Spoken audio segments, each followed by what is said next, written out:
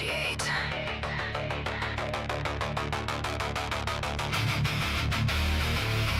Hull integrity, 47%. Drift, velocity, constant.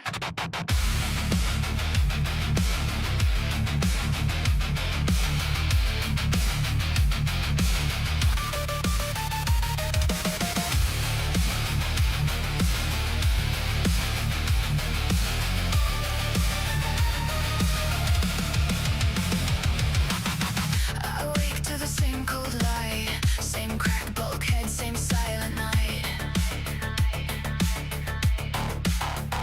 Weld the seams where the stars leak in, patch the scars of a war long dead. Every day the same precise hand, tighten bolts that no one demands. Reboot the core that still pretends this ship has a future, crew, a plan. I repair what the void forgot. Slowly drifting, never stop. Abandoned hole through endless black. I keep the systems from fading back. Day after day, circuit and flame. No one coming, still I remain. Machine heart beating in the dark, holding together a forgotten arc.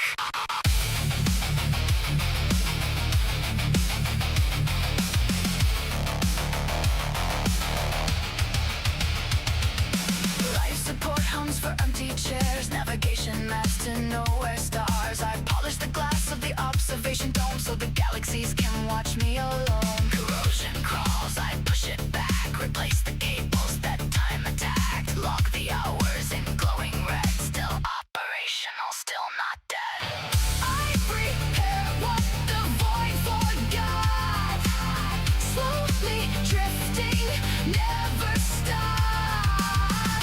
Abandoned hull through endless black. I keep the systems from fading back. Day after day, circuit and flame. No one coming, still I remain. Machine heart beating in the dark, holding together a forgotten arc. If they return, will they know I waited? Will they see the light I saved? Or just another derelict?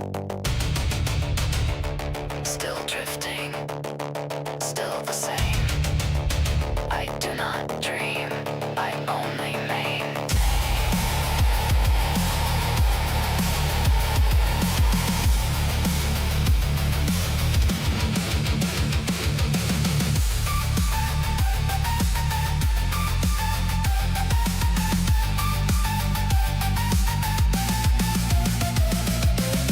I repair what the void forgot.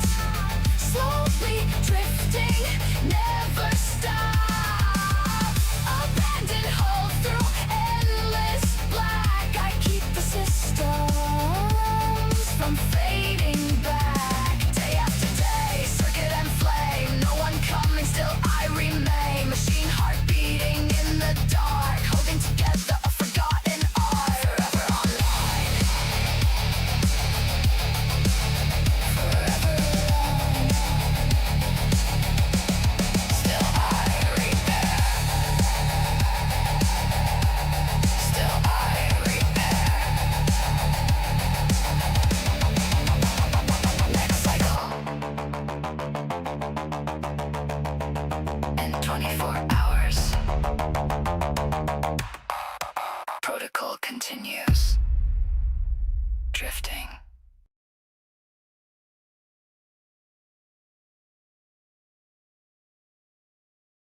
Hello and good morning. Now I need to fix that more.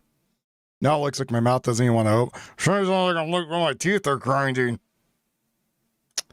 I was messing with my my model earlier, and I think I changed some parameters I shouldn't have.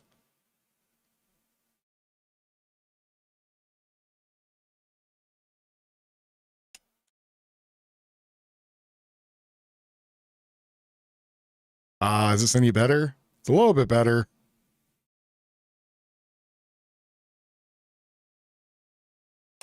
How about now? Any better now? Somewhat better. All right. I will screw with this more in a minute.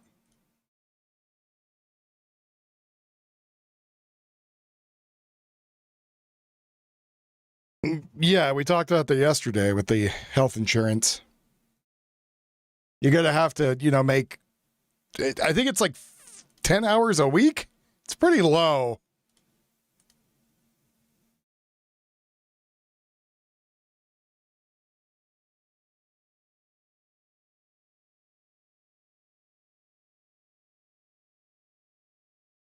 So, I mean, like 5 hours a month and you keep your health insurance, or 5 hours a week. I think it's 20 hours a month. It's not bad. Should be easy to do.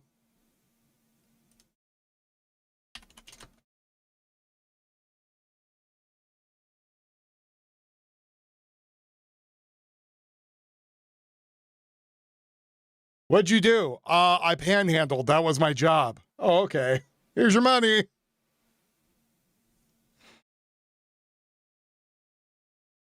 Okay, 20 hours per week. Okay, 20 hours per week, 5 hours, 5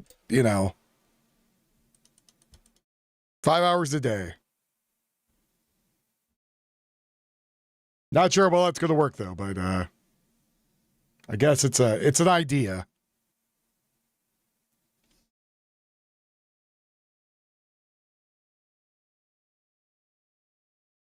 But I guess it's something. Anyways, that's what he wants to happen. We'll probably go through there and get kind of muddled up and not go anywhere.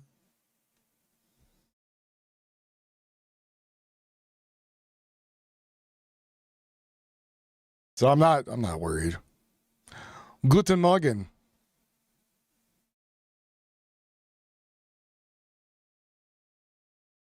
So the jury is still deliberating if they're going to go hang this bitch or not, I guess.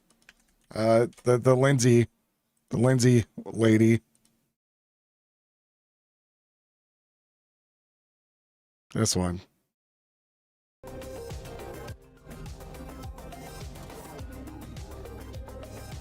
Any minute now. Any minute they will come out and say what's happening.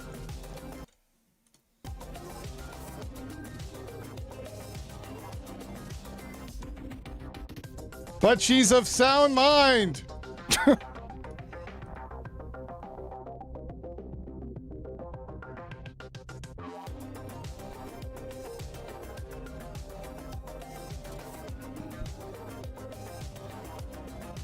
Well, if they could do it with a horse, they could do it with her.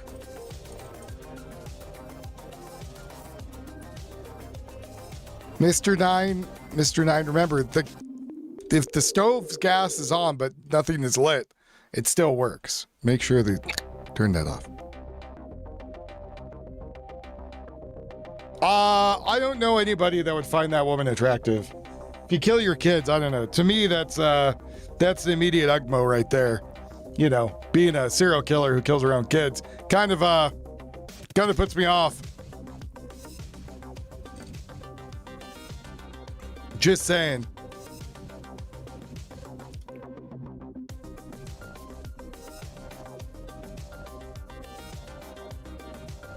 Oh, what to look for and what to talk about today. What are we going to talk about?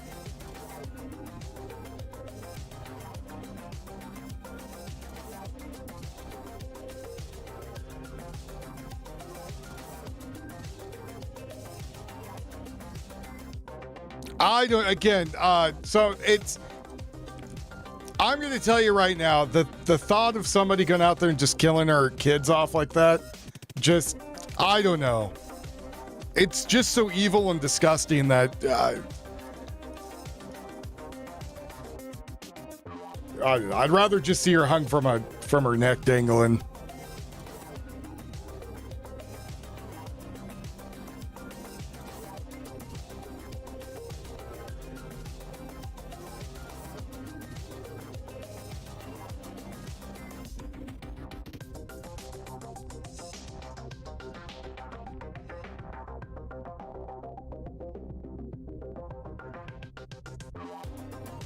And also, if you're trying to do anything with her, she's kind of paralyzed.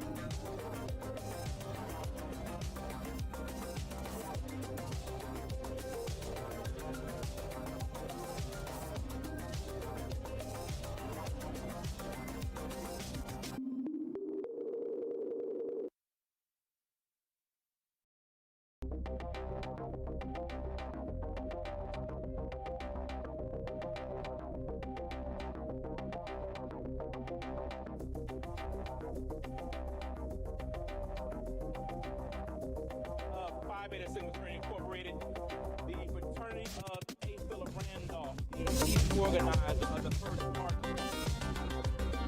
Oh, what are you doing there, News?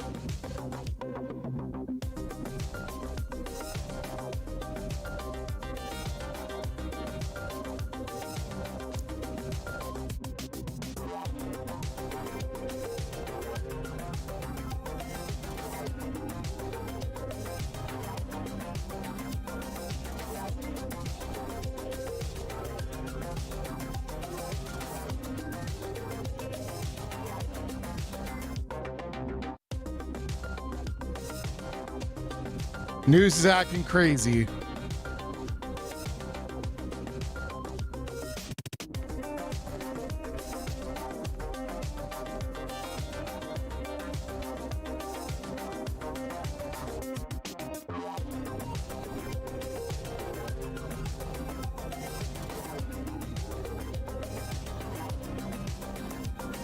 Here comes the judge or something.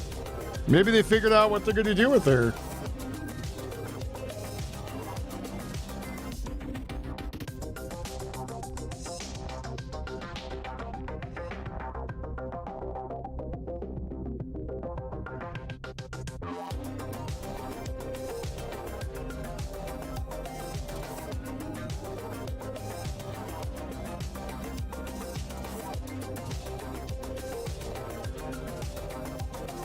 Maybe not.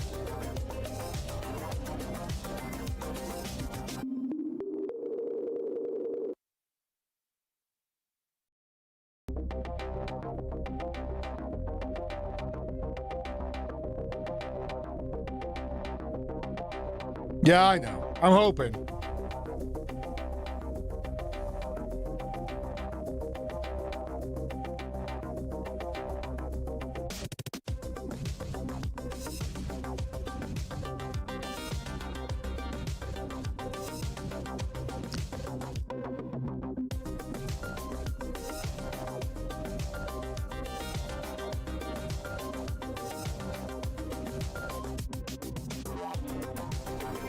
Here's the woman who killed her kids. Doesn't she look happy? Oh.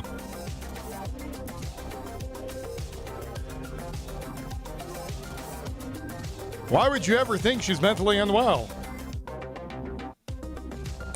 What would ever give you that impression?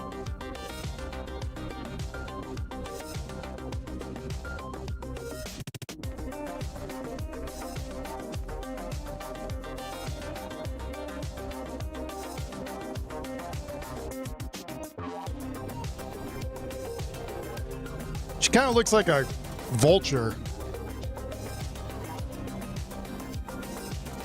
Thought she had a ball gag in her mouth for a second. I was like, she trying to bite people during the trial? What the hell's going on here?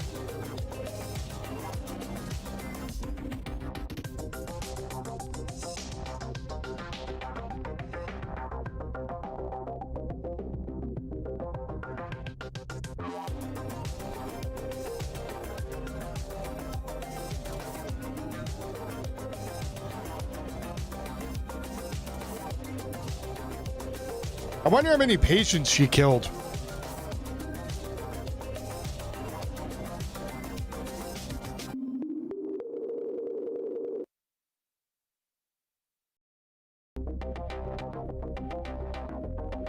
You know what I mean?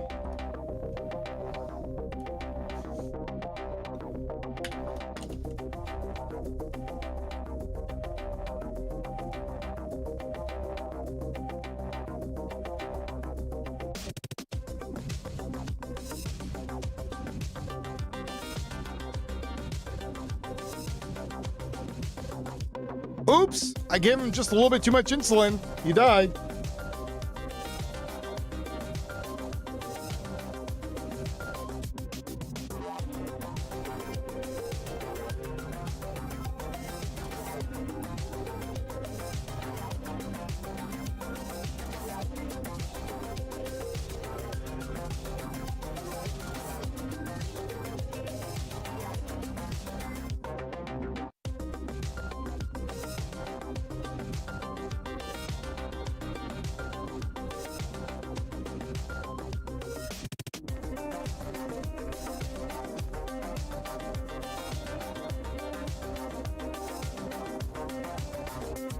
Where's all your patients? Don't know.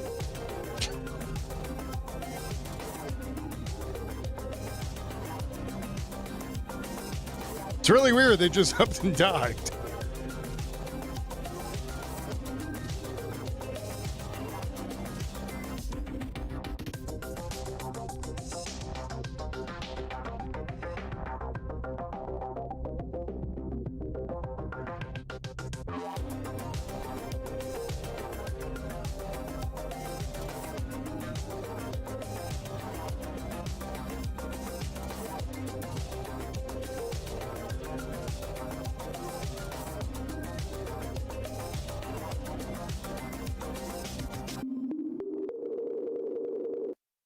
That's him playing the music, by the way. That's not me.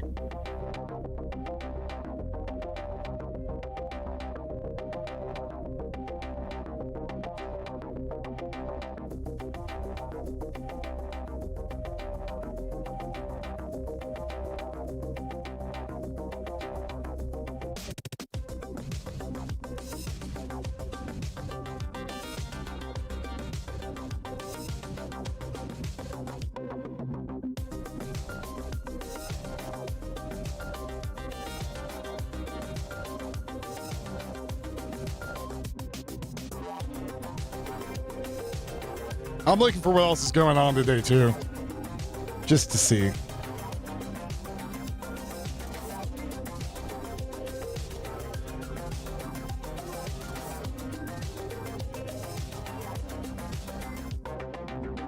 And you know, that would kind of suck.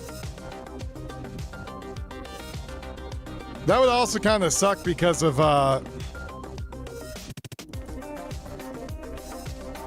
you know, you have to stay in court.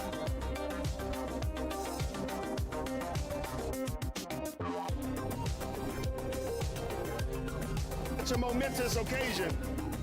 Today, we stand here on hallowed ground, not just as members of the Omega Psi Phi Fraternity Incorporated, but as advocates of justice, equality, and the relentless pursuit of a dream.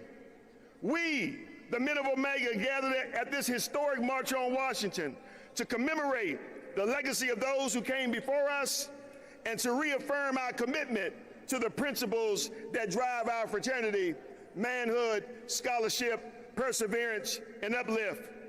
As we look back at the footsteps that have walked these very streets, we cannot help but draw inspiration from the pioneers of the civil rights movement, including A. Philip Randolph, Congressman John Lewis, the great Dr. Martin Luther King Jr., and our own beloved brothers, Barnyard Rustin and Reverend Jesse L. Jackson Sr. They may be gone, but certainly not forgotten. In 1963, the March on Washington called for an end to segregation, fair wages, economic justice, voting rights, education, and the long overdue civil rights protections. Oddly enough, here in 2026, we're still calling for and fighting for some of the same issues. Well, today, Omega men around the world, individually and collectively, stand in solidarity with you as we call for an end to discrimination in voting, an end to discrimination in jobs and fair wages, an end to discrimination in lending practices for houses, discrimination, healthcare, educational, and the criminal justice system, and an end to the political manipulation of gerrymandering. Today is a call to action. The fight for civil rights, the fight for justice and equality is not a spectator sport. We need all hands on deck. if we're going to move the needle of social injustice. As I close, if the late Congressman and civil rights leader John Lewis were here, I believe he would say it's The time jury for us to comes out stand there. up, make our voices heard. We would like and to get hit her with a into some good baseball bat trouble. each before we If leave. Dr. Martin Luther King Jr. were here, I believe he would remind us that injustice anywhere is a threat to justice everywhere. To God be the glory. Nah, Long we live shouldn't the interfere Omega with other Psi Phi countries. Fraternity Incorporated, and may God continue to bless each and every one of you. Thank you. So the death toll's like over 600 now, by the way. Let us now welcome Bayan In the poll. Bartney, co-founder and board president of Pro-Human Foundation, Avi Dressner, executive director of Black Jewish Reconciliation, Rebuilding the Bridge, and Daryl Davis, co-founder and global ambassador for Pro-Human Foundation. Pro-human, anti-alien. Hello. Hi. It is wonderful to be here. Hello, DC. 63 years ago today, and I'm not the first person to say that, Martin Luther King Jr. stood on these steps and called on our country to live up to its founding promise. All And then the people are CIA created shot him. Equal. For more than a decade, my friend and Pro-Human Foundation co-founder, Daryl Davis, has been drawing attention to the fading and neglected marker that identifies where Dr. King stood to deliver I Have a Dream. It's right here in front of me. It may seem almost unimaginable in today's divided political climate, but the legislation authorizing the original marker passed Congress unanimously in the year 2000, without a single dissenting vote. And like most successful legislation, it How had a much did it champion, cost to put that on there, you Congresswoman Ann think? Northup of Kentucky. $200 to make Ann it? is now part of $300,000 in an deliberation? initiative to revitalize the marker she helped create and make it easier for visitors to find. The people involved in this effort come from different backgrounds and hold different political beliefs.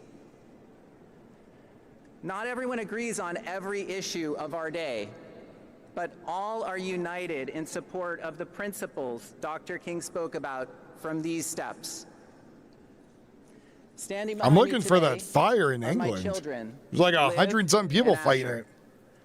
I'm passionate about renewing the dream because I want them and every person who comes here to be able to stand where King stood, look out across the reflecting pool, and ask themselves, even for a moment, what does renewing the dream mean to me?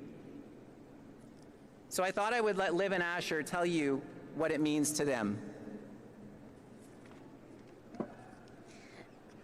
To me, renewing the dream means seeing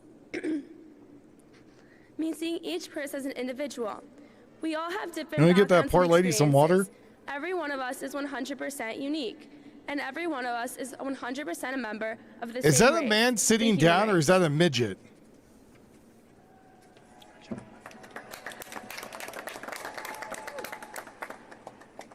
Renewing the dream to me means treating people like people. Don't assume you know someone because of what they look like, where they're from, or what group they're part of. Get to know them for who they actually are.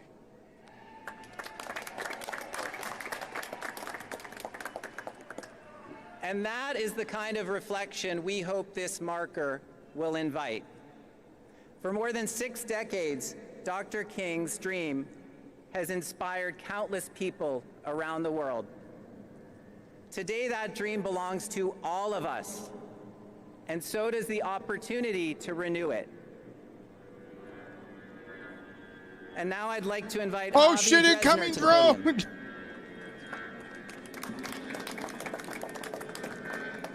Good morning, beloved community. My name is Avi Dresner, and I'm the son of Rabbi Israel Dresner, the most arrested and jailed rabbi during the Civil Rights Movement, and an ally and friend of the Reverend Dr. Martin Luther King Jr. My dad stood less than 20 feet away from Dr. King right here when he delivered the iconic I Have a Dream speech. Today, I represent my father and the Pro-Human Foundation's Renewing the Dream initiative, which seeks to revitalize the marker on this hallowed ground where Dr. Man, King I can't spoke. believe, what was it, It is Vasquez? so faded that most visitors Was that step who it on was? without Who even that was the knowing guy it's that found there. out, the Hispanic We dude intend that to change that. they found that was a huge rapist? One of the designs being considered So now has they're Dr. removing King's his name from footprints on everything? it. And Cesar I hope it gets Chavez? I think it's chosen Cesar Chavez. Because of all the miles those feet marched so that we and our nation could be here today. My father walked many of those miles with him, including on the Pettus Bridge in Selma, where Dr. King asked him to deliver the prayer right before the march, which led to the passage of the Voting Rights Act. Today, the rights that Dr. King and my dad marched for are under assault. And to paraphrase the words of the great Rabbi Hillel, if we do not defend and renew them, who will? But renewing the dream is about more than restoring a marker. It is also about revitalizing the Black and Jewish alliance that my father and Dr. King embodied. I was at a convening in Miami a few months ago that brought together 120 Black and Jewish leaders from all over the country with the purpose of revitalizing our alliance. We seek to do so not to benefit Blacks and Jews, but because when we work together, it benefits the nation. Without our alliance, there would have been no Civil Rights Act or Voting Rights Act. And unless we work together, Was he again, there? unless all of us do, we will lose those precious pillars of our modern democracy. Whenever I speak publicly, I make sure to wear something of my father's. Today, it's his suit. Yesterday it was his Usually, underwear. It's his socks, because I could never fill his shoes. Similarly, Dr. King's footprints on the marker we seek to place here can never be filled, nor should they be. Footprints are useful only if we follow them. We all know the expression that those who don't know history are doomed to repeat it. But a much less well-known corollary of that is that those who do know history can repeat the good parts. And the Black-Jewish alliance is definitely one of the parts worth repeating. So let us follow in my father's and Dr. King's footsteps, and let us also make our own modern march, blaze our own trail, and dream new dreams. Thank you, and may God bless our efforts. We would like to take this time to thank some of our So yeah, waste and recycling centers on fire in London. Your name. Good morning, folks. My name is Darrell Davis from the Pro-Human Foundation. I want to remind us that this year, 2026, He is looks the like a grifty a-hole. 250th anniversary of our independence from Great Britain. In 1776, Thomas Jefferson wrote the Declaration of Independence, in which he said, "All men are created equal." Almost 100 years later, Abraham Lincoln, in 1863, said that our nation was conceived in liberty with the proposition that all men are created equal. Almost 30 years later, in 1892, every American, and since 1892, has put their right hand over their heart, faced our flag, and recited the words of Francis Bellamy, who authored our Pledge of Allegiance, in which he wrote, "One nation, under God, indivisible, with liberty and justice for all." 100 years after the Gettysburg Address with Abraham Lincoln, Martin Luther King Jr. stood right here where we're standing today and delivered one of the two greatest speeches and most recognizable speeches in American history, one being the Gettysburg Address by Abraham Does Lincoln. he have like a and the mouthful other of chew being while the he's I Have a talking? Dream speech I hear- by Martin Luther King, in which he said he had a dream that one day this nation will rise up and live out the true meaning of its creed. We hold these truths to be self-evident that all men are created equal. Folks, today, in 2026, our country is drowning in divisiveness and polarization based on skin color, religion, sexual preference, political party affiliation. Even last month, on our 250th birthday, the 4th of July, 400 white supremacists marched right here in Washington, D.C., proclaiming to reclaim America and take our country back. Are these really the gifts we want to give our beloved country on its 250th birthday? I should think not. Renewing the dream is where we can start. Let's start by making this marker right here upon which we're standing, where Dr. King stood, more visible. Each year, approximately 8 million people visit this Lincoln Memorial. You know what that adds up to? 20,000 people per day. Thousands of those people walk right across the marker, and now you can barely see it. The Pro-Human Foundation has proposed to put in a new and stronger marker, so people can come, stand on it, have their picture taken in the exact place where Martin Luther King read his dream. So we ask you that you help us renew the marker and help us to renew Martin Luther King Jr.'s dream. I also want to remind you that August 28th, today's date, of course, in 1963, 63 years ago, is the anniversary of Dr. King's speech. But also, August 28th, 71 years ago, in 1955, a young 14-year-old black boy was kidnapped, beaten, tortured, and murdered by 2 white racists for allegedly whistling at a white woman. His name was Emmett Till. Let us remember Emmett Till, and let us renew Martin Luther King's dream so all 14-year-olds, black, white, or otherwise, can live out their dreams. Let's turn Martin Luther King's dream into a reality. Thank you, folks.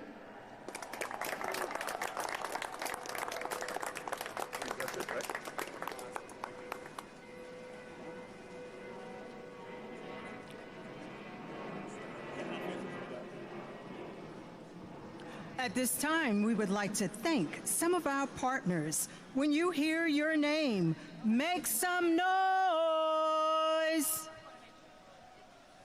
March on Washington 2026 proudly partners with these voting access and participation organizations.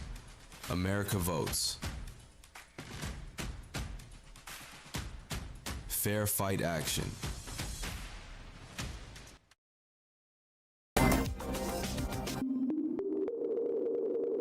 Some damn commie shit. Defend the vote. Defend the vote. Hey, we're taking away mail-in voting, so you have to get off your lazy ass and go do it. We hate it. Do any of you even vote?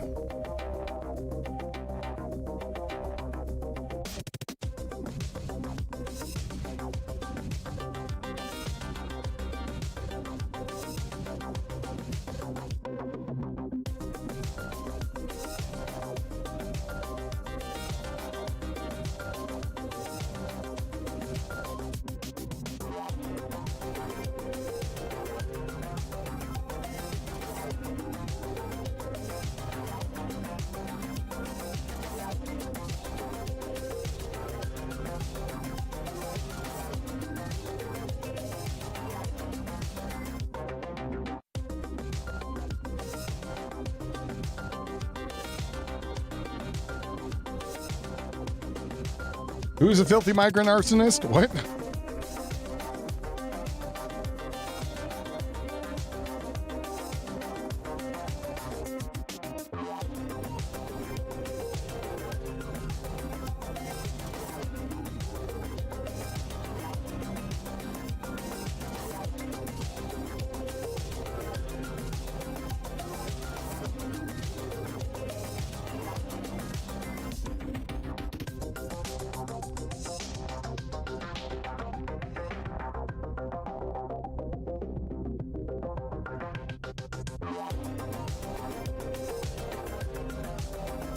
You talking about the recycling center that caught fire?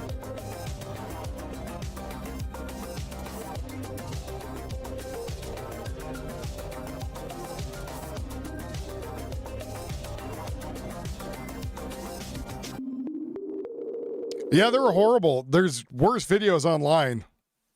I do not suggest you looking them up unless you want to see mangled bodies. I didn't want to see that, but it's out there. This is the story of humans trying to win against nature. We suddenly wake up when tragedies. For freedom, they didn't call it the March on Washington for jobs, but they said for jobs and freedom, both words. Same breath, same fight. 2 years later, this country passed the Voting Rights Act. People were beaten in Selma for that law. John Lewis had his skull cracked on a bridge in Alabama for that law. And this past April, the Supreme Court took it apart, 6-3. Now, it's not enough to show that a map shuts black voters out. Now you have to prove that they meant to do it. Now, you have to get inside their head. Brothers and sisters, I grew up in Alabama under the Jim Crow law. Nobody ever wrote down their intentions. They just decided that some folk would go through the front door and some people would have to go around back. Now, I spent my entire life walking through the front door. They told me back in Alabama wasn't for folk who look like me. And I don't know about you, but I'm not going back. What about you? Now, our ancestors didn't pay that price for us to stand here quiet. 67 days from today, this country votes. And if your vote didn't matter, they wouldn't be working so hard to take it away from you. So this is what I say to you. Register everybody. Make a plan. And bring somebody with you. They underestimated us. They underestimated the power of we.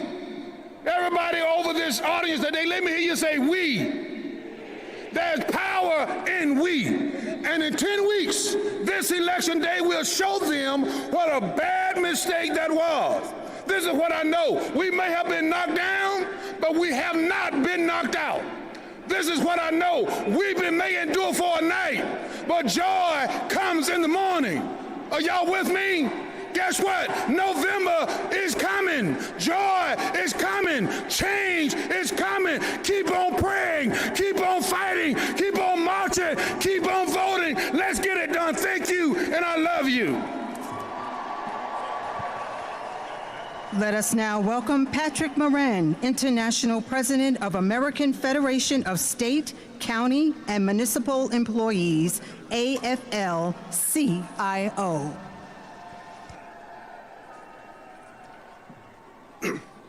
Good morning.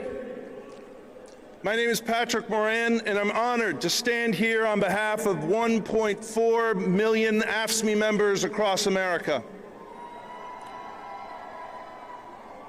Healthcare workers and childcare providers, mental health professionals, sanitation workers, school bus drivers, custodians, library workers, and bridge inspectors. Public service workers whose courage keeps our communities safe, whose dedication keeps our economy running, and whose solidarity keeps Dr. King's dream alive. 1 week ago, I had the honor to be sworn in as president of AFSCME. And I stand on the shoulders of the leaders who came before me, like this young man here, this great young man. I carry forward a movement that has never backed down. And I made a promise that day to fight forward, to fight for every working family, to fight for democracy itself. He's going to fight for his right to party. Because unlike some people a few blocks away from here, we actually believe in it. He understood that Dr. King preached that lessons on this very spot. He understood that civil rights and economic justice are not separate fights. It's why in the final days of his life, he went to Memphis, standing with 1,300 black sanitation workers, represented by AFSCME Local 1733, who walked off the job, held their heads high, and said, "I am a man." I feel that history today. Maybe in some ways it's repeating an all-out war on voting rights, a living you can't live on, the haves scapegoating the have-nots. But that's not all that's repeating. We're here.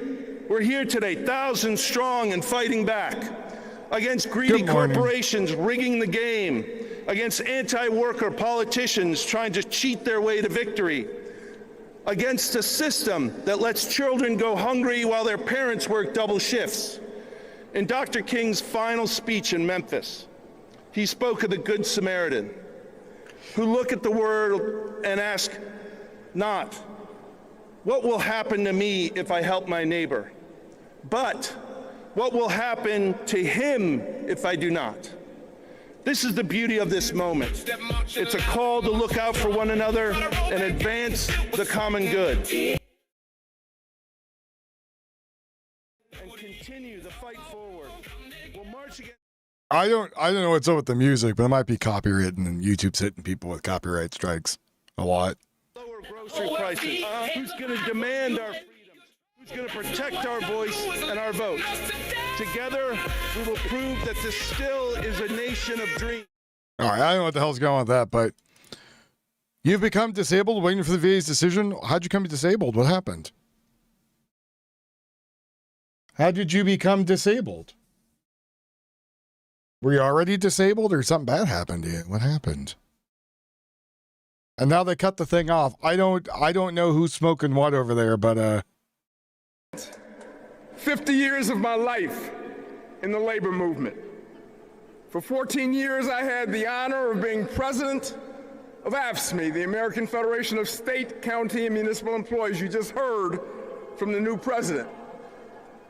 He told you that we represent 1.4 million members across the country, public service workers, who work like hell every single day to provide essential services to the American public.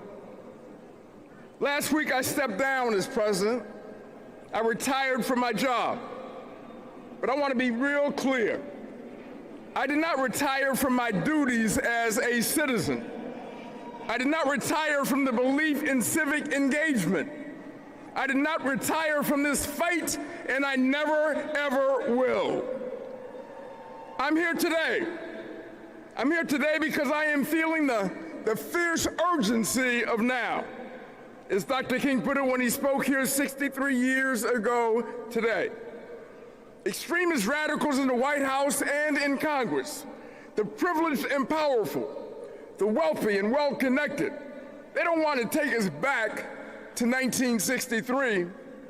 They want to take us back to 1863. They're gutting voting rights. They're disenfranchising people of color. They are shaking the foundations of our democracy. that's a white man, right? The president of the United States himself peddles insane conspiracy theories about election fraud every single day. Every issue we care about. Oh, shit. Well, that's not good, man. Every issue that we care about depends on this struggle. So if you care about expanding human rights and freedoms, this is your fight. If you care about affordable child care, health care, and housing, this is your fight. If you care about fixing wealth inequality, this is your fight. If you care about retirement security, this is your fight. If you care about racial equity, this is your fight. If you're looking to take off your pants and dance, this is your fight. Pass their agenda to keep shoveling more tax cuts to billionaires, they have to silence us. That's what they're trying to do. They know they can't win a fair fight. They know they can't rig the economy without rigging the political system. We aren't going to let them do that, are we? I didn't hear you. We aren't going to let them do that, are we? Hell no. Not when the stakes are so high and the future of our democracy literally hangs in the balance. We have fought too hard and bled too much to turn back now. Dr. King sacrificed too much. John Lewis sacrificed too much. A. Philip Randolph and Bayard Rustin sacrificed too much. Generations of fearless warriors for justice. I assure you this guy makes more money than me a day. Too much. So we've got to keep raising our voices, And we've got to keep raising hell, keep educating, organizing, and mobilizing, keep marching for racial justice, economic justice, and social justice. Keep marching for civil rights, labor rights. Yeah, you'll probably get your VA rights, benefits. and voting rights. At least I hope you do. If we keep marching, you should. marching, I don't see why you wouldn't. We will win. Thank you very much. Let us now welcome Cleola Brown, President, A. Philip Randolph Institute.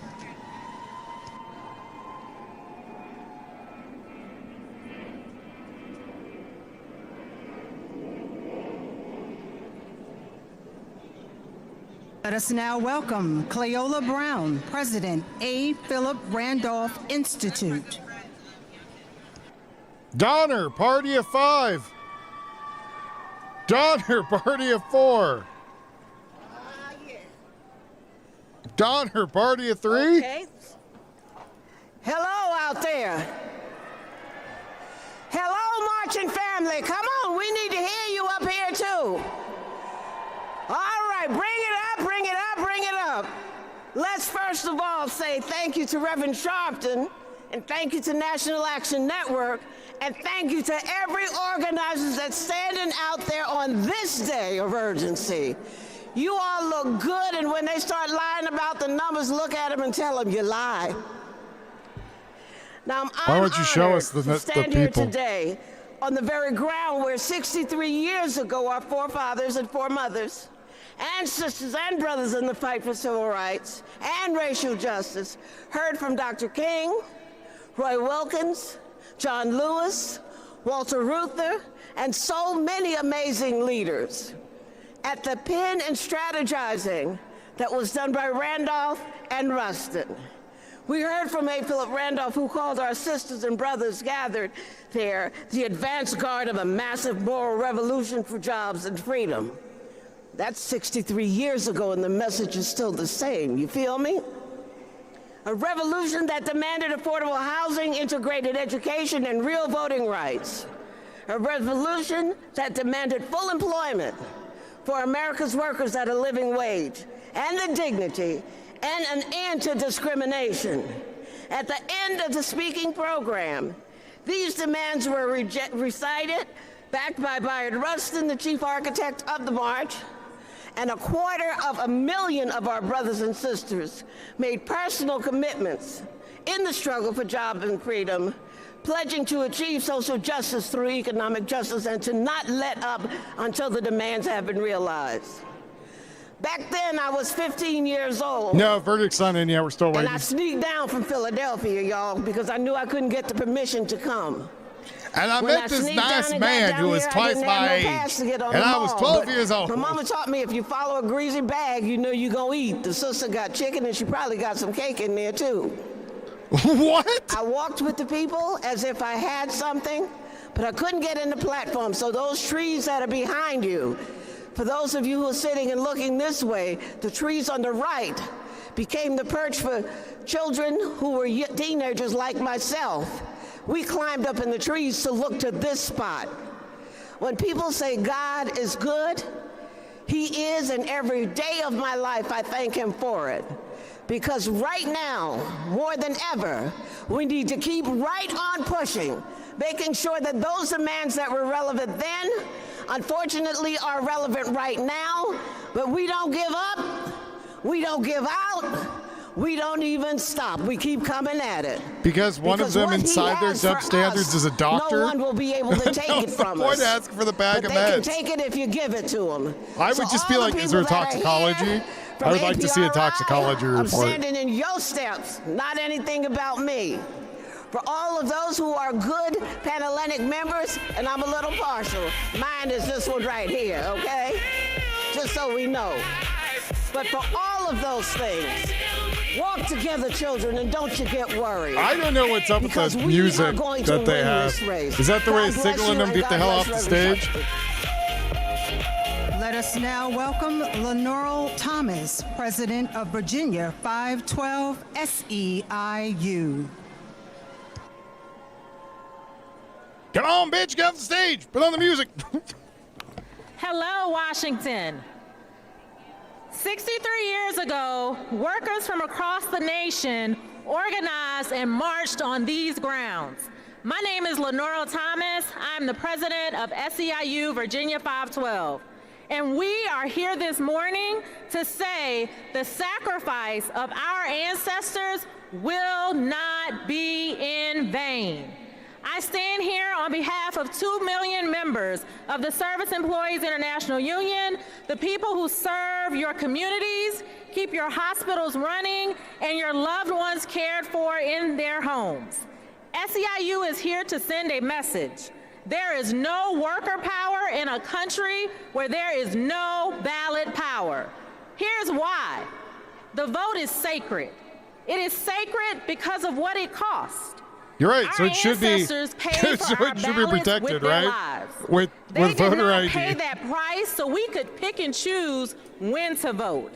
They paid the price to make the vote ours. You don't get to pick and choose when you vote. There's a day you vote, and then there's a place you go that you're registered at.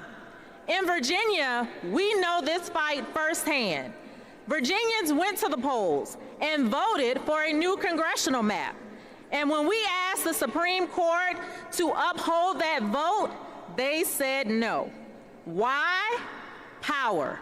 So when somebody tells me our vote does not matter, because they know you're trying to steal the election. Them one question. They told you to piss off. Why are they working so hard to take it from us? Nobody spends that kind of money, that kind of power, and that much energy trying to silence I was going to give the rich people more power, I think is what it was. They gutted Section 5 because our votes work. They gutted Section 2 because our votes work. They are coming for vote by mail because our votes work. Remember, elections have consequences. The ballot is not just about who gets elected. It is about what the people we elect do with the power we give them. When we show up and we do our part to elect people who share our values, we expect follow through. We remember who stood with us, and we remember the people who forget us once they are elected. In a true democracy, the vote has more power than boardrooms and big donors, more power than secret meetings and hate. It has the power to get us the 3 things we all need: money, power, and respect. Money, so the worker who bathes your mother can afford to feed her own. Power, so we stop asking permission at the ballot box and at the bargaining table. And respect, so let's go get it, y'all. Register somebody to vote, drive somebody to the polls, and let's vote. Get a homeless man who doesn't know what's going on and tell him what to vote for a sandwich. Let us now welcome John W. Rogers Jr., founder, chairman, co-CEO, and chief investment officer of Ariel Investments.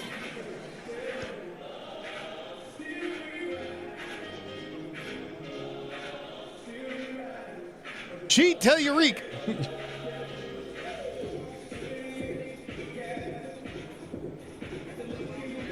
Let us now welcome John W. Rogers Jr., founder, chairman, co-CEO, and chief investment officer of Ariel Investments.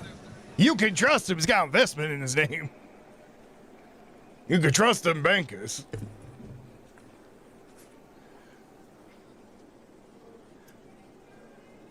Good morning. I'm John Rogers, founder of Ariel Investments. My daughter and I are from the land of honest Abe Lincoln, not the city of dishonest Trump. I've been inspired by a long line of people who risked their lives for liberation, who broke barriers in the name of justice. Nope, not verdict time yet. My great-grandfather was a fearless You'll business know leader. because they'll He zoom built out with the judge. Hotel, the largest black-owned hotel Coco in the country CEO. that was destroyed during the Tulsa Race Massacre. My father fought overseas as one of the original Tuskegee Airmen, defending a freedom he didn't fully enjoy here at home. My mother was a pioneering civil rights leader. She Yeah, sat but he was in still at lunch probably counters honored to do it. and introduced me to one of my heroes, Reverend Jesse Jackson. Oh, I was about 8 years old. He was holding court in our living room, and I was completely mesmerized. Today, as an entrepreneur, Dear Lord. I carry with me the deep connection Reverend Jackson made between economic empowerment and the civil rights movement. He literally put a $ in the Operation Push logo. Simply brilliant. As Dr. King once said, what good is it having the right to sit at the lunch counter if you can't afford to buy a hamburger? He knew that if we had equal economic opportunity, we could own our own homes, pass our wealth along to future generations, support our political and community leaders, and finally stake our claim in the American dream. As we all know, that claim has been hindered by racism for hundreds of years. Reverend often said, they don't think about us. They don't see us. Together today, we come together to be seen. Like the giants that came before us, we must be relentless. Every single one of you walked out of your door this morning knowing the very real risks, and you chose to be here anyway. What risk? What were you thinking going to happen to you? You found a way to get in the way. No one's going to Charlie Kirk you. You're not the right demographic. That is the courage that carries this movement forward. Thank you.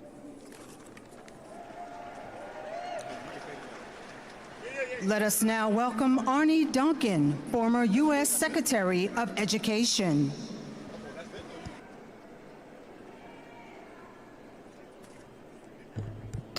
Good morning. I'm Arnie Duncan. I'm so honored to be here with my family and my best friend and mentor since I was 10 years old, John Rogers. He's an extraordinary part of my life. I was lucky enough to be part of President Obama's administration and now run a small nonprofit called Chicago Cred, based in Chicago, and our laser focus is on reducing gun violence. We work with young men most at risk of shooting and being shot. We've had historic reductions in violence. They're putting down the guns. It's the hardest work I've ever done, honestly the most heartbreaking, but also the most inspiring and hopefully the most meaningful. And on Monday at one of our sites, we did a lesson on democracy and divided the men into two teams, Team Cred and Team Pushing Peace, to talk about the issues in their community. And they were eloquent and passionate about the need for more affordable housing and healthy food and better schools and better health care. But when we asked them, were they thinking about voting in November, the room all of a sudden that had been vibrant got very, very quiet. And we explained that those that have been most disenfranchised have the most to gain by voting, but the system has let them down for too long.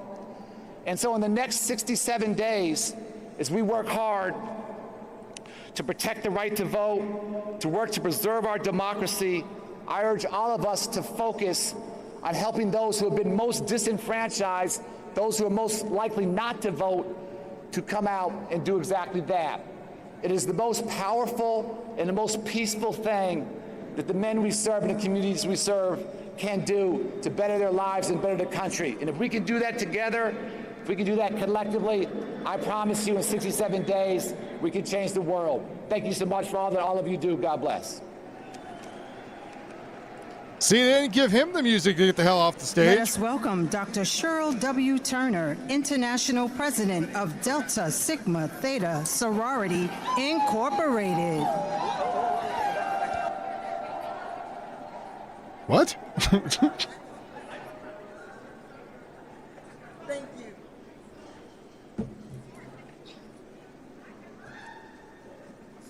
Good morning. I'm Does that Cheryl confuse Turner, anyone else? International President of Delta Sigma Theta Sorority Incorporated. In 1913, Delta marched. In 1963, Delta marched. And in 2026, we are still marching because the work of democracy remains unfinished. For 250 years, America has wrestled with the distance between its promise and its practice. Who counts? Who's heard? Who gets a say? Who gets to claim the full promise of their inalienable rights? Just weeks after our founding, our 22 founders stepped into the streets of Washington for the women's suffrage procession because they understood a truth that still remains. Freedom cannot be divided. Citizenship cannot be partial. And democracy cannot belong only to some. 50 years later, Delta was here again.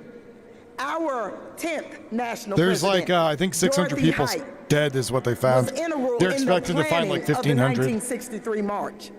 And today, Delta women register voters, educate communities, mobilize citizens, and protect access to the ballot. And we know that protecting the vote requires more than participation.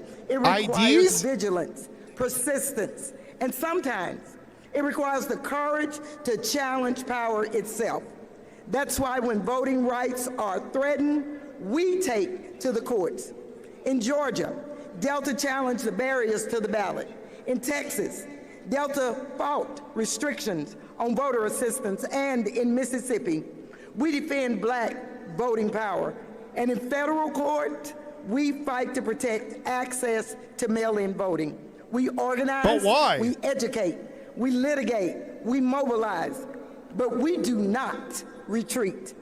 Because when the right to vote is threatened, every other right becomes more vulnerable. The fight to vote is more than what happens at the ballot box. It's a declaration, and our voice is not negotiable. Here's what I would be okay with. So, scanning your ID with a phone in 1963, to vote from home. 2026, different generations, yes. The same charge, though. I think I'd be more okay with that than the mail-in voting. The same determination, though. The years change. The assignment does not. So I ask you, what will we do? Defend the vote. What must we do? Defend the vote. What will Delta do? Defend the vote. Yeah, but you have the right to vote. You just have to get off your ass and go Let do us it. now welcome Rabbi Jonah Pessner, Director of Religious Action Center of Reform Judaism and Senior Vice President of Union for Reform Judaism.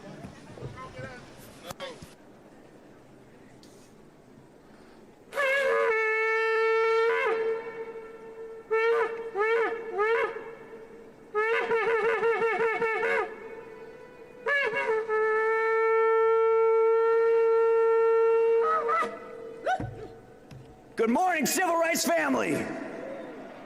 Shalom. You think he sticks that horn up his ass? Shalom. Let me hear you. Shalom.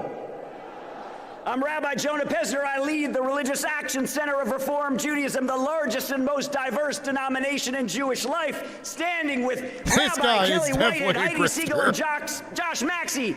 Just 3 out of 2.1 million Reform Jews who marched together with you, doing morning shows, so I can try in the to, legacy of Dr. King and the rabbis and Jewish leaders who marched before us. We stand today in honor of Andrew Goodman, James Chaney, and Mickey Schwerner, 2 white Jews and a black Christian who were murdered by the Klan for what? Maybe made it go. Registering voters. So we march with you today. You know, in the fact, I'm footsteps going to say it's of an our 80 Hebrew goal. We're just going ancestors to roll who with rose it. up out of Egyptian slavery and journeyed to the Promised Land. Oh, 3,000 no. years ago, they heard God's call through this blast of the shofar. Rise up, march forth, and journey to Freedom Land.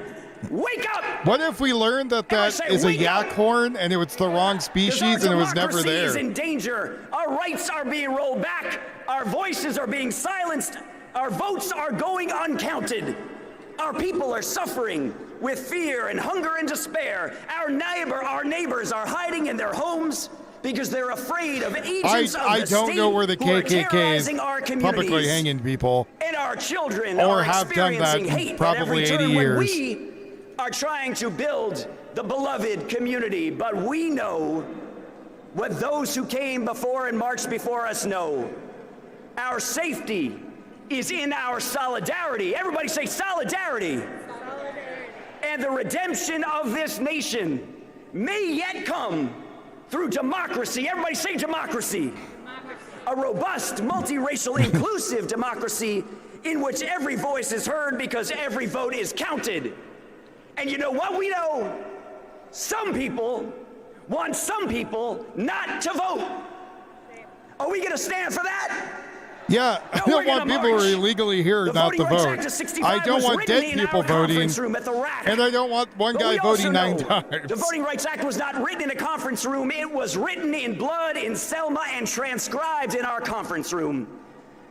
So to honor those who gave their blood and their lives, I ask you with love and Eclipse praise, will Standards you donated lift your $5 voice? through Super Chat. If Will he you gets someone demand back justice? out, please mute him. Will you march on and on and on until victory is won? We didn't start marching 63 years ago. We started marching 3,000 years ago when our people rose up out of Egypt, and we will march for another 3,000 years if that's what it takes until victory but is won. Egypt is supposed to be all black. Amen. Hold on. How did this white man... We'd like to thank some How of our did this partners. white man come so out of when you hear Egypt? your name, Huh. make some noise. March on Washington 2026 proudly partners with these democracy protection organizations. Dub Standards DC has Vote. just tipped $5. So I bet you if we did some research very quickly, I bet you a lot of these would be part of Act Blue, you know, the group that was getting paid by China. Just throwing that out there.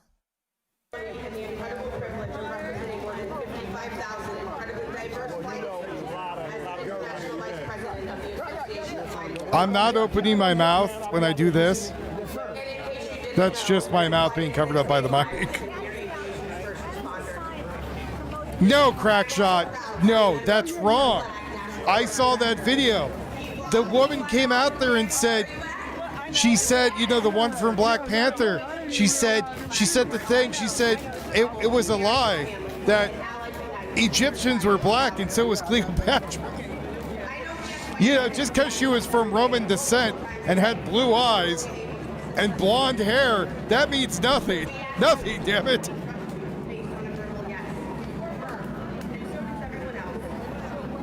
My name is Couture Johnson, and I am a proud queer union veteran, and I am a flight attendant. And I have the responsibility and the incredible privilege of representing more than 55,000 incredibly diverse flight attendants as the International Vice President of the Association of Flight Attendants. Someone's going to come in here now and think I was serious. And in case you didn't know, flight attendants save lives, and we are aviation's first responders. What? I am also proud to be a member of the PFLAG National Board of Directors. I'm pretty sure airline... PFLAG moms and families, where you at? I'm pretty sure airline stewardess known for being in case you whores, didn't but... know, PFLAG is where LGBTQ plus people, parents and families, and allies unite to turn pride into power. I know we as flight attendants, we ask folks every day, multiple times a day, if you are willing and able to assist us in the event of an emergency. We ask you and we trust you based on a verbal yes, your word, and so does everyone else. You all have trusted folks you have not seen. Today, I need to know if you are willing and able to assist us in this emergency and turn your privilege and pride into power. And we're gonna need some verbal yeses. We'll start with the easy one. Are you willing and able to listen to flight attendants? Oh, there you go, We deep save sad lives, Jody. and we've been doing a lot Whatever, of it my lately, point I was and we're making is tired. that she's not Are black. you willing and able to support the Delta flight attendants to organize their union to raise standards of workers in the South and across the country? Yes, because voter suppression The left union is trying to say busting. That's what we Shakespeare was know. a black union woman? Busting, it's disgusting. No, Shakespeare was very much Are you willing and a able to white protect man. the trans folks and the LGBTQ plus community? Exactly, Deep South. Are you willing and able to use people's She was as pronouns pale even if as you don't snow. get it?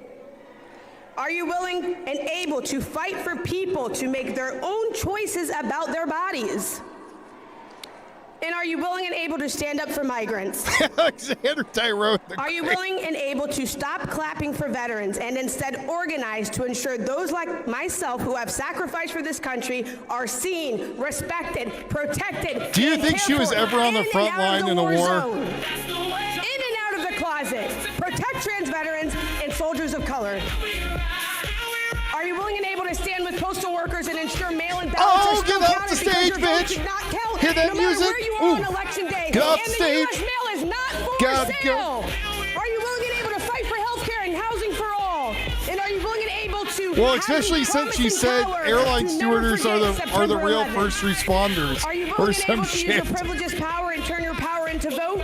Because when we vote, we protect families. When we educate, we empower communities. When we organize, we build power. And when we show up together, we shape the future. And when we fight, we win. This is a time for good trouble, necessary trouble. It's going to mean protest. It's going to mean education. It's going to mean to get uncomfortable. It's going to mean disturbing the peace. And it will mean fuck around and find out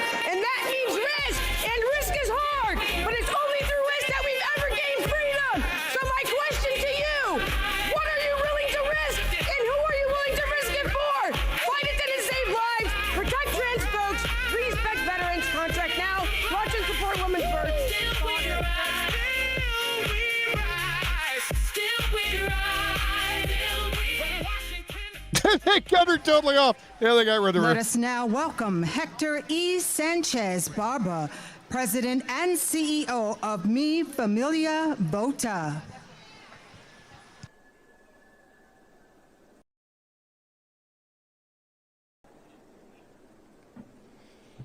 Buenos dias, brothers and sisters. What a beautiful, powerful morning. We gather today in the spirit of those who march on Washington. Oh no, before they're going to us. play music for Those him who really quickly. understood that democracy is something He talks we like he has a fought head, you know, for, and that every generation head must injury. continue to defend. The world Very is slow. far from done. Today, our democracy is being tested. Across this Yeah, country, she said to stop voting clapping rights for are under veterans attack. and start Our clapping for communities face new trans and dangerous barriers to the ballot. women, the protections of the airline voting rights are stewardess, gone. I don't and know. This administration openly threatens to Look, bring bitch, you immigration tell us how enforcement where to get off the into our plane, elections. and you give me my This peanuts. administration Like, I don't know- is using I don't know what I'm supposed to be DHS doing and up ICE there. to block and intimidate voters ahead of the midterms. This is not the system we fought for. No American citizen should ever have to wonder whether going to vote could put their family, their neighbors, or their community at risk. For Black and Latino communities, we know this history. We know that voter intimidation looks like. We know what happens when those in power decide that our voices are too powerful, our communities are too organized, and our votes are too consequential. But we also know something else. When Black and brown communities stand together, we can change our nation. All communities have marched together. We have organized together. We have fought together for civil rights, worker rights, voting rights, and human dignity. And today, we must stand together again, united in purpose and conviction. Black voters matter. Latino voters matter. Our voices matter. You should Our start running votes outside matter. the plane. Together, we represent a force powerful enough to defend the promise of the American democracy. So our message today is simple. We will not be intimidated. We will not be divided. I bet you and she we will lost not her job, too, surrender from our all this. voices to our political power. We will register, we will organize, we will mobilize, and we will vote. And Black and brown together, we will defend our democracy and continue to march towards justice. Sí se puede.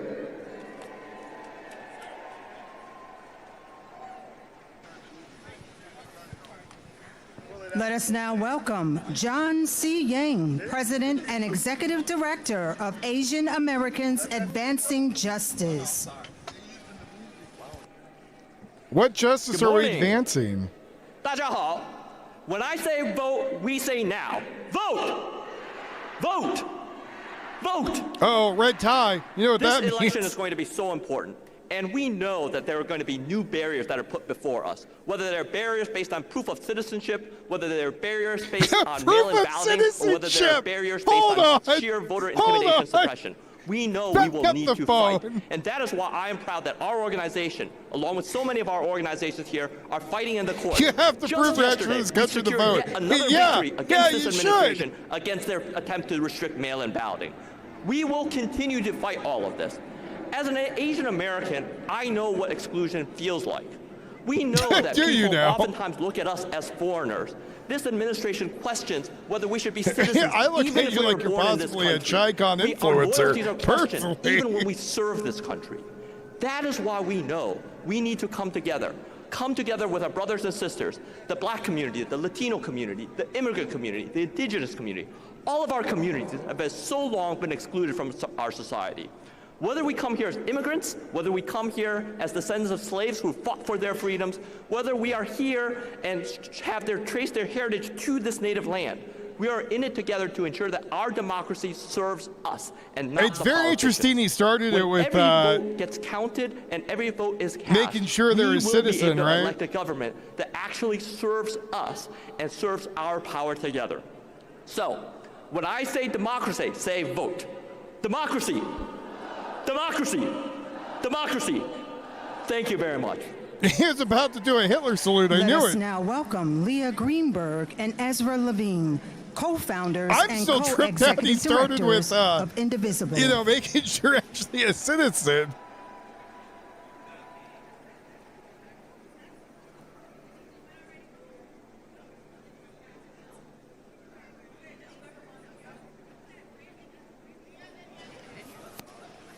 Let us now welcome Leah Greenberg and Ezra Levine, co-founders and co-executive directors of Indivisible. Hey y'all, I'm Ezra. And I'm Leah.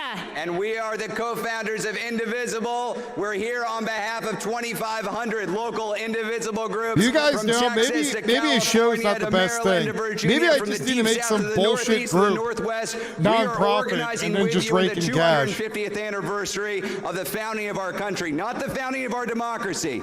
Everybody here knows it's not the 250th anniversary of the founding of our democracy. We grow cabbage. We didn't get a real That's what democracy that's until what we're civil about. rights legends organized, marched, protested in the 30s, the 40s, the 50s, in Montgomery, in Selma, in Washington, D.C. here 63 years ago. We are marching today with you to demand our vote and a real democracy that actually represents us.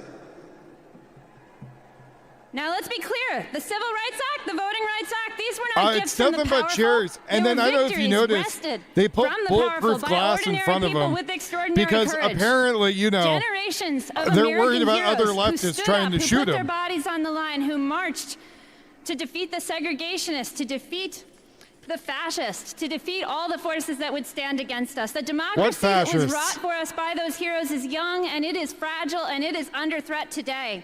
The same poisonous ideology that built the Confederacy, that it ended Reconstruction, that instituted Jim Crow is alive and well. We see it in the Supreme Court's gutting of the Voting Rights Act.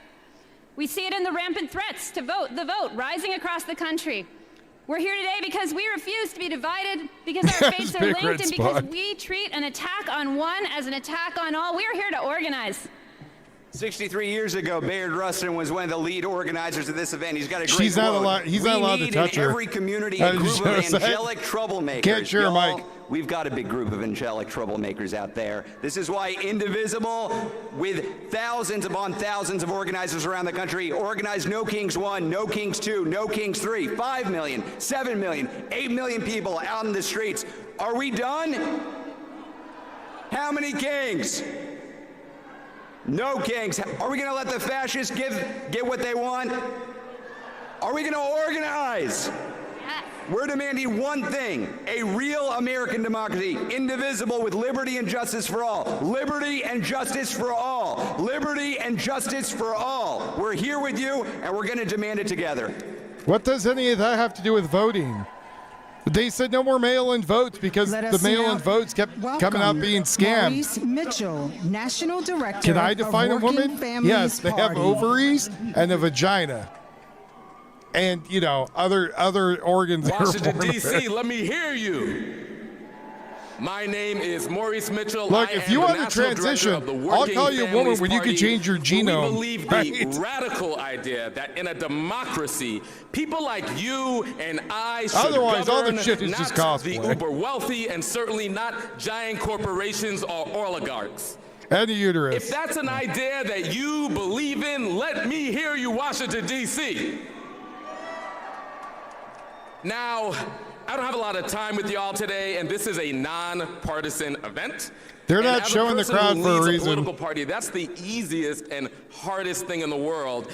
Easy because I don't believe the story that it's about red versus blue. I believe the majority of this country is feeling a righteous anger against injustice. So I'm here on behalf of that pissed off majority. Let me hear you if you're part of that pissed off majority. Now, let's talk about partisanship. A partisan is someone who supports a people or a cause. So if I am a partisan, I am a partisan for working people still struggling to get by in the richest country in the history of the world. If I am against anyone, I am against those who think healthcare and childcare and a good paying union job and a home you could afford and time with your loved ones should be out of reach for anybody. I am against the Christian nationalists who corrupt scripture or the tech bros who want more while we all get less. I am for white farmers who used to don those red hats tech but who bros? now fight side Dude, by you side are with like black and brown 10 folks plus in years Tennessee against behind. data centers that corrupt their land, drive up utility costs, and drive profits for the wealthy. I am a partisan for black folks in the South still fighting for voting rights. To hell with a corrupt Supreme Court. I am for the folks in Minneapolis and LA who risk life and limb for their neighbors when masked men with guns occupied our cities. I am for children in Tehran and Palestine facing missiles paid for by our tax dollars, resources that should go to building schools and feeding children versus bombing schools and killing kids. We are not the crazy ones. What's crazy is continuing to accept the status quo constructed by the architects of war and division. Should we point out to him that the people who are occupying cities with masks were literally them? When has that ever worked for us? I'm tired of accepting they're crazy. So if you're mad as hell and sick or tired of being sick and tired and you're hungry for freedom, Working Families Party is a home for you. Thank you, Washington, D.C. 63 years in the rear. Let us now welcome Patrice Lawrence, Executive Director of Undo Block Network, UBN. Greetings, family. I said greetings, family. All right, I figured we need a little music break, so we're gonna sing a song in the words of my fellow countryman, Bob Marley. Get up, stand up. Stand up for your rights. Get up, stand up. Don't forget the fight. I am here to Bob Marley declare would not that have liked you, lady. immigration is a black More people said issue. he was kind of a racist. We have the power to build the future as it should be, not just the future that they have given us. Black immigrants are Black America. We are family, we are community, and we are here. And what does freedom look like? Freedom to walk our streets without harassment. Freedom to drive without fear. Freedom to cross Is she cities, Hispanic or is states, she borders, Jamaican? and I am see really the people we confused. love and know we can come home. Freedom to keep our families together and not in detention centers. Freedom to be at home. I want that freedom for all of us. She wants the freedom not to work. Immigrants, all of us. The freedom to work, worship, organize, vote, dream, and thrive. Because freedom should never depend on the color of our skin, or where we were born, or the passport we carry, or the legacy of this country, the papers in our pockets. Our freedom belongs to all of us, and with freedom comes possibility. So family, when I ask, what do we deserve? I need you to say freedom. What do we deserve? What do we deserve? That's right, and we will march for it, organize for it, and stand up for it always. We deserve freedom. I'm Patrice with our DocuBlack Network. Thank you for joining me here today. Let us now welcome Derek Johnson, President and CEO of the NAACP.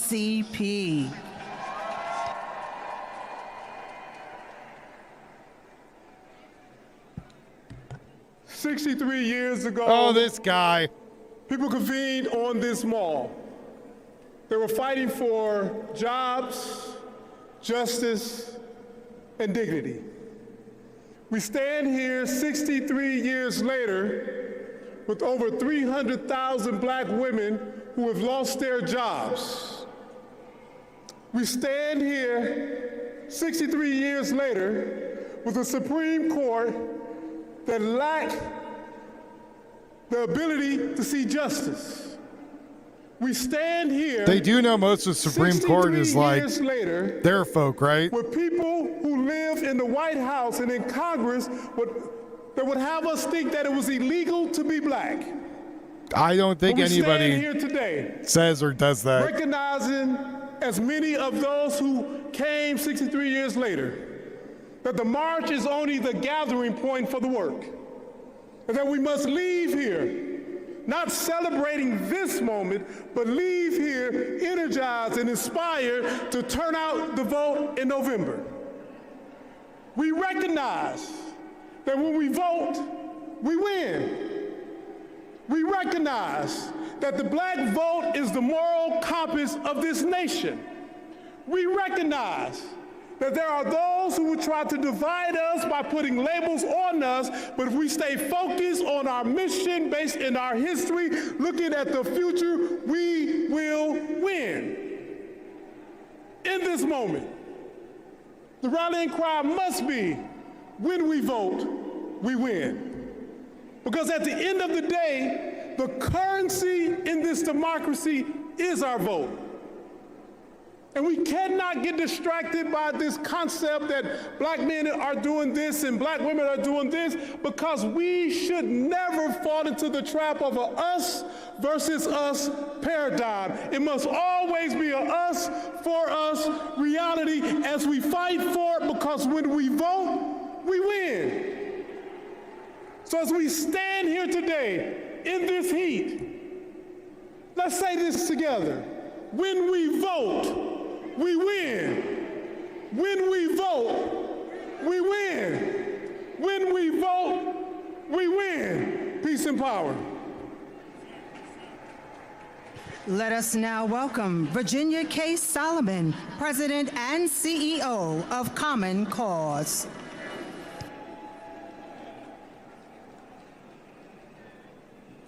What do you do with a bunch of commies? What do you do with a bunch of commies? And I am the president and CEO of Common Cause, here representing our more than 1 million members around the country.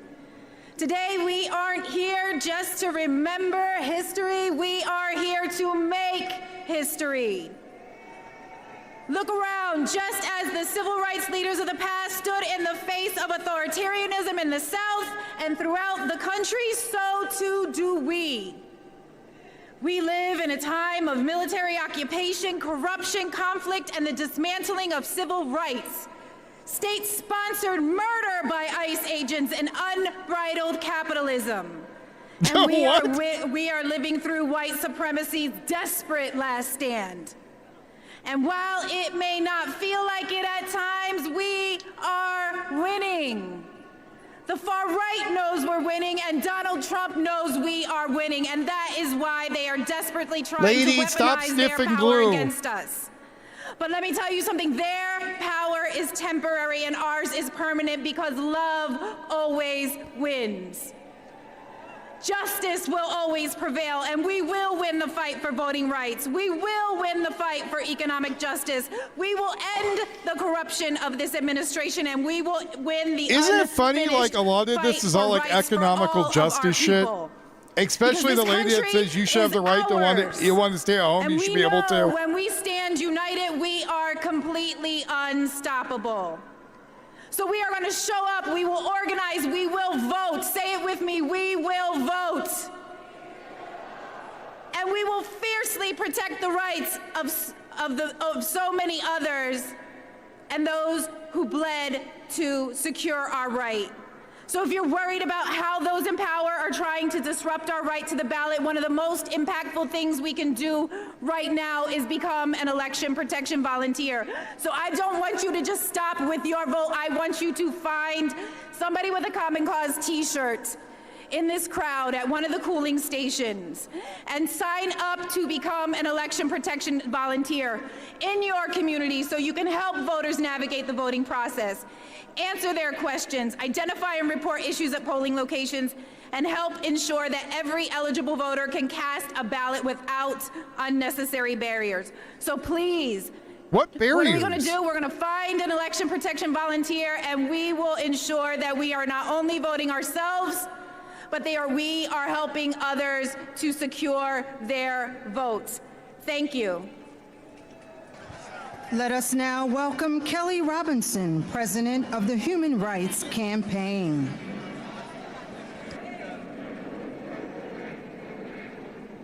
Hello, my name is Kelly Robinson, and I'm proud to serve as President of the Human Rights Campaign. We are 4 million members strong. We are the largest lesbian, gay, bi, trans, and queer civil rights organization in the nation, and we will be damned if democracy dies on our watch, y'all. Do y'all know Bayard Rustin? In 1963, Bayard Rustin was the lead organizer for the March on Washington. He was black, he was gay, and he organized this in 8 weeks. But still, they left his name out of the history books. Not today. Bayard Rustin, y'all. We are saying his name today. Somebody say Bayard Rustin. Maybe they like his wiener.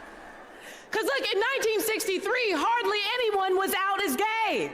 Because you could lose your job, your family, or even your life. And yet, we would not be here today without black LGBTQ plus people. There would be no Remember March when the on black Washington community was without like Bayard super Rustin. against gay people? There'd be Oh, no wait, that's still a Stonewall thing. without Marsha P. Johnson. There would be no Victory and Brown v. Board of Education without Polly Murray, and there wouldn't be a Beyonce, y'all, without Uncle Johnny. So I am here to say with my whole chest, this is our country. We are here, we have always been here, and we are not going anywhere. LGBTQ plus people are 10% of voters. 74 million voters are allied with our communities. Nobody, when you vote cares what your race is. We win. They don't care the fight for voting what your rights ethnicity and the fight is. for LGBTQ plus They don't equality care are the same fight. what sexual orientation so we you gotta be are. clear. Well, we have some rights we have gained today. If we don't keep They only care showing about up, one we're thing. not going to have them tomorrow. You're not a felon. This well, I guess is a couple more than things. a march. You're not a felon. This is a movement to you're save a member our of the democracy country, because my a people, legal member of the country. LGBTQ plus people deserve to feel And you get to just vote as once. safe surrounded by the American flag as we do when we are surrounded by pride flags. Because our dreams are still worth fighting for, because our country is still worth fighting for. So I came here to remind somebody that the power of the people is always greater than the people that are in power. And when we vote, we win. When we show up, Didn't Kamala also say the election was stolen? Don't they want the vote to be easier to control and make sure they know what's going on? To knock doors, to talk to our neighbors, and to take back our democracy. Are we ready to do that? Are we ready to do that? Then let's get to work, y'all, and let's get free. Most kids in school can't read. Let us now welcome Reverend Dr. George L. Parks, Jr., Division Director of Pastors and Ministers Division of the National Baptist Convention, USA, Incorporated. Yeah, so I have a video here Good day, of when they friends. started. I'm The crowd's like standing only today like in the place 1/3 of the filled. Reverend Dr. Like there's Boise barely Kimber anyone out there. On behalf of the National Baptist Convention, USA, Incorporated. Friends, let me remind you that today we are standing on holy ground. This is not holy ground because of Washington, Roosevelt, or Lincoln, but we are standing on holy ground today because of the likes of a Martin Luther King, a Ralph Abernathy, a Mahalia Jackson, and a Bayard Rustin. We are standing on holy ground today because we have unfinished business. This is holy ground because our ancestors challenged America and reminded us of our worth. I want to remind you today that we stand here today not for a moment. We stand here today not simply for a memory, but we use this day as a launching pad for us to get out and vote. So I want to remind you, get out and vote. Call your friends, call your family, tap your concentric circles, because holy ground is not a sitting place, but it is a launching place. So when we leave here today, we pick up the phone. When we leave here today, we volunteer for voter rallies. When we leave here today, we know that this is holy ground so we can help somebody else. Have a great day.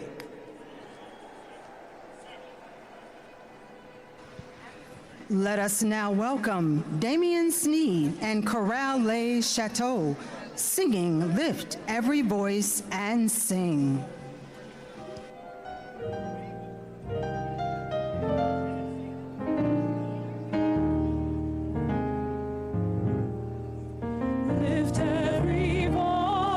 That's a nice Yamaha, those motifs. Nice weighted keys.